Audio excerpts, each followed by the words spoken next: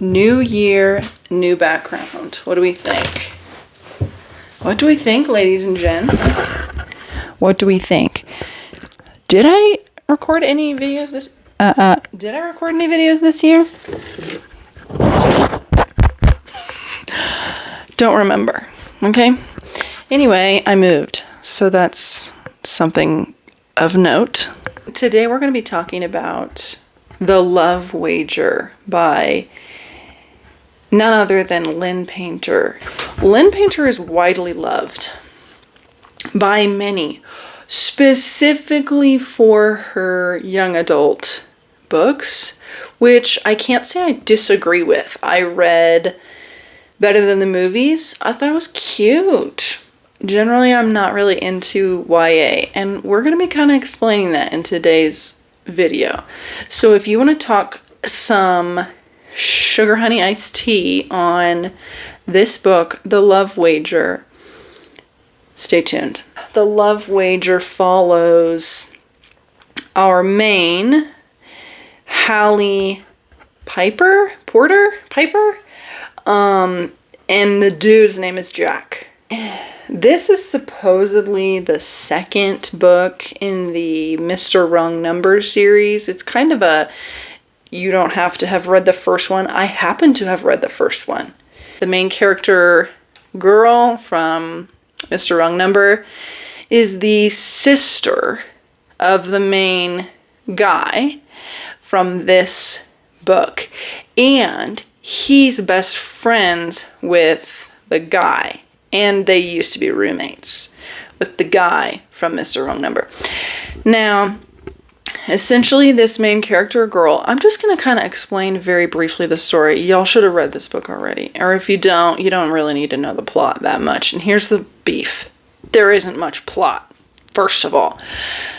The girl is bartending at a wedding. The wedding is the wedding of the two characters from the first book. The guy is there with his Jack. He's there with his about to be fiance. And he's like talking to the bartender. The bartender is the main girl. And she's like, I know this guy. She sold him his wedding ring, his engagement ring, last week. The girlfriend walks up and she's like, why are you talking to her? How do you know her? Are you cheating on me? And he's like, no, I know her because I bought your engagement ring from her last week. And she was like, ooh, do I get it? And he was like, not now. And I thought he was saying not right now, as in, I'm not going to propose to you at my sister's wedding.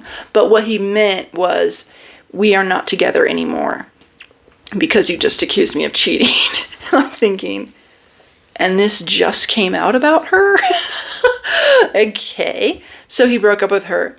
We find out later they had a blackout night, the main characters. They slept together. It was a blackout night. And you're thinking, was it a blackout night because they were blacked out? Or is it a blackout night in that it was like fade to black because she doesn't really write spice? It comes to be that it was neither of those things. She just like pretended like it was a blackout night, but she remembered every single thing, and so did he. Anyway, so she leaves the next morning. She ends up seeing him on a dating app, like literally the next day, okay? And they kind of strike up like a conversation, and they strike up a deal essentially where they would meet after going out on dates, or they would like use each other as like an out for a date if the date was going badly. That's why it's called Love Wager. Would you believe they're in love? It's like shocking. It's like the biggest plot twist is that they are the ones who are in love with each other. And they end up going to her sister's wedding. In my opinion, way too many weddings for a book. So his sister and her sister happen to get married like within 5 whatever amount of months from each other. Anyway, we don't even know who the heck her sister is. Never mentioned in the story. And then all of a sudden they talk about her wedding like this is something we've been knowing about. Anyway, so the wedding is in Vail, Colorado, my home state as of now. And they go as a couple, because the guy that she was kind of like dating a little bit, he dumped her big time. Little does she know that Jack was the one who made it happen. Anyway, so now she's going to the wedding with Jack, and they're pretending to be dating. It's like if Aaron Blackford was kind of a hoe bag, and also was a walking red flag, and also didn't have all of the amazing, wonderful qualities that Aaron Blackford has. Yeah, so he was like a wannabe Aaron Blackford, but instead he's like your brother. You know what I mean? It's like there's some stuff about him that's like super freaking annoying. And also he's not tall, dark, and handsome. And he's not mysterious in any way. And yet he still doesn't want to tell her he's in love with her. It was shocking. You know, at least Aaron Blackford had an excuse of some sort. This one didn't make any sense. This book, I mean, there were so many things that didn't make sense about their dynamic. Okay, so you find a guy on a dating site that you've slept together with, and you had amazing chemistry. You're sexually attracted to him. He's handsome. You're pretty. You're both funny. You get along great.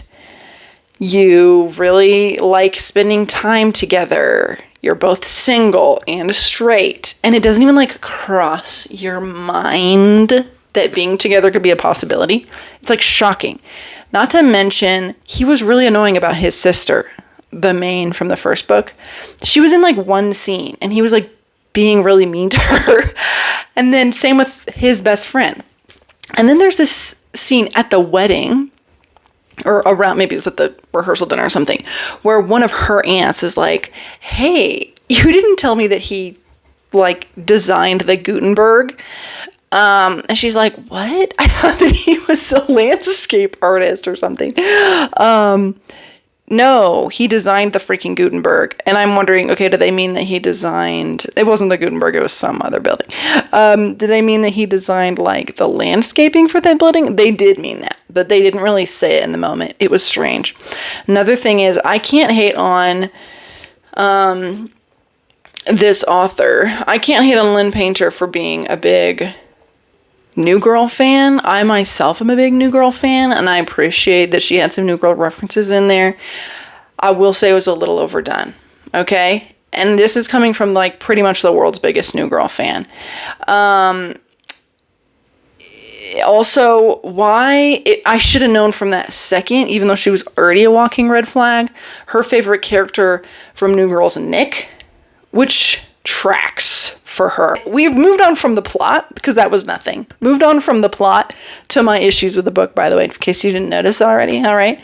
There were some other references. Now, we already been knowing that Lynn Painter is a Pride and Prejudice fan. Stan.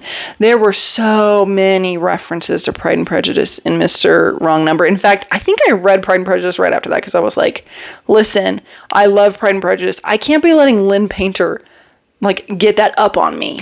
No, I can't be like, oh, I love Pride and Prejudice, but I've never freaking read it. And yet Lynn Painter has read it? No. Okay. So, I love Pride and Prejudice. Okay. And I was getting those references, but I'm thinking, ladies and gents, he is no Mr. Darcy. Okay. He quoted Pride and Prejudice way too much, way too accurately. It was a little okay. And if you're a girl who has a specific thing that she loves, why would you ever not get with the dude who's quoting that specific thing incessantly? Like, I mean, just get together. You both know how to quote line for line the entire novel, Pride and Prejudice. Just like, get out of here, okay? There was one scene where he said something about like, she's so amazing and unique, blah, blah, blah, and she licks her ice cream bowl. You could pick any random girl off the street, I'll tell you she licks her ice cream bowl, okay?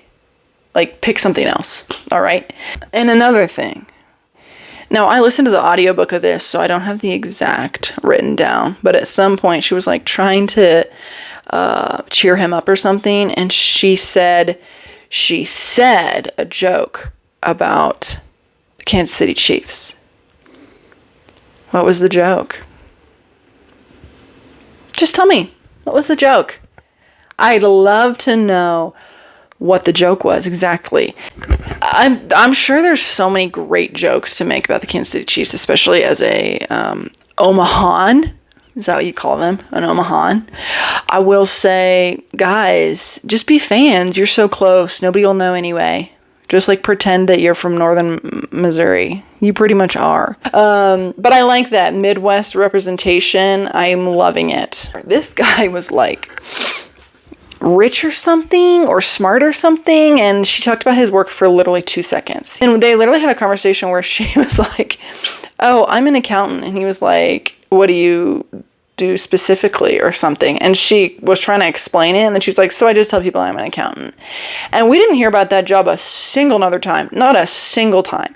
And I'm thinking, why is she working so much in the beginning anyway? She had like 4 jobs. What was the deal with that? And then she quit all of them, and she was like, I'm really looking forward to working just a 9 to 5. And yet we don't know anything about that 9 to 5. Period. We don't know a single thing about it. She doesn't have a positive relationship with a single female, period, except for a friend that goes to her sister's wedding. But it seems like she's better friends with the guy, and you don't hear about the girl very much. And that's all I gotta say. The conflict didn't happen until like an hour was left in the book, and it was like a 9-hour book. And I was thinking, what's gonna happen? Well, it was obvious what was gonna happen. She was gonna find out that Jack broke up her and this guy. And there were weird overtones with Jack and this guy, because he kept like saying the guy said something unfeminist. And Jack was like, I bet she wouldn't like to hear that. But he just like, that was it. That was it in the conversation, period. And that never came up again. It was very strange. Like, we're trying to make this guy the bad guy. I think she was like, oh no. This other guy, what was his name? Oliver something? It wasn't Oliver. I don't remember what it was. But he was like too likable. So she had to get him to say something weird, you know. Yeah, so she found out that Jack broke them up. And then she forgave him. And that was the end. That was the end, okay? It was so anticlimactic. Now, I will say, while I was reading it, I was having some fun. She still kind of does a fade to black situation. Somebody was like, this book is so spicy. I didn't feel that at all. It's pretty fade to blacky. And the characterization, as we've been talking about this entire time, it was simply horrible. Lynn Painter should stick to YA. You know why?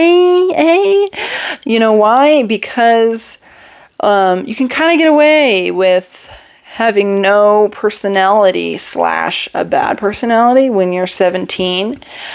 You can't when you're like 30 or however old these people are. It was just badly done, okay?